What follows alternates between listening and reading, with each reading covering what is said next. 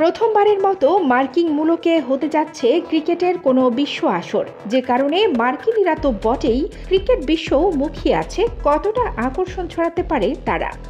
প্রচারণায় বেশ নজর কেড়েছে আমেরিকা। আর মাত্র ৩৯ দিনের মতো বাকি, তারপরই মাঠে ছড়িয়ে পড়বে টি-20 বিশ্বকাপ উত্তাপ। যে কোনো বিশ্বকাপের আগে বাংলাদেশের ক্রিকেট প্রেমীদের মাঝে চরম আগ্রহ দেখা যায় কে আর কারা থাকতে যাচ্ছে চূড়ান্ত স্কোয়াডে।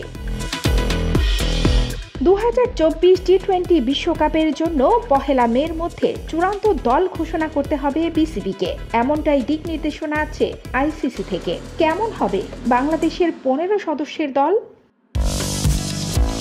৩৯ দিন পর শুরু হচ্ছে টি-20 বিশ্বকাপের নবম আসর। এর মধ্যে দল গোছানোর কাজ প্রায় শেষ করে ফেলেছে নির্বাচকরা।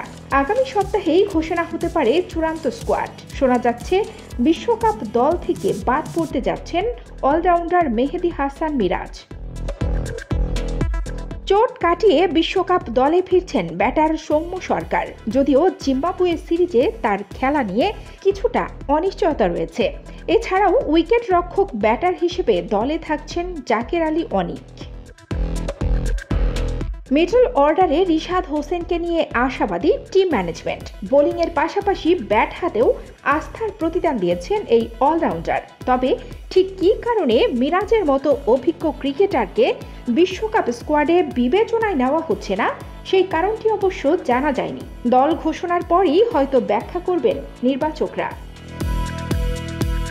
মিডল অর্ডারে ভরসা হৃদয়, সাকিব, রিয়াদ, জাকেরকে। দুই বিশেষ স্পিনার, আবার দারুণ কার্যকরী লেট অর্ডারে ব্যাটিংয়েও।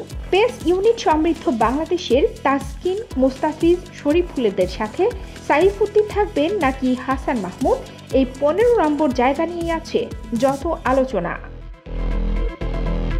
হাসান মাহমুদকে রেখেই যদি দল সাজায় বাংলাদেশ, সেক্ষেত্রে দল হবে এমন: ৮ ব্যাটার, ২ বিশেষজ্ঞ স্পিনার ও ৫ জন পেসার। দারুণ পারফর্মার, কিন্তু কপাল খারাপ মিরাজের। টিম কম্বিনেশনে হয়তো টিকছেন না বিশ্বকাপ চূড়ান্ত দলে। তারপরেও টিম ম্যানেজমেন্ট চাইছে মিরাজ, সাইফুদ্দিনদের স্ট্যান্ড বাই তালিকায় রেখেই বাংলাদেশ ক্রিকেট দল উড়াল দেবে মার্কিন মূল্যকে। কানিস ফাতেমা, নিপা, খবর সংযোগ।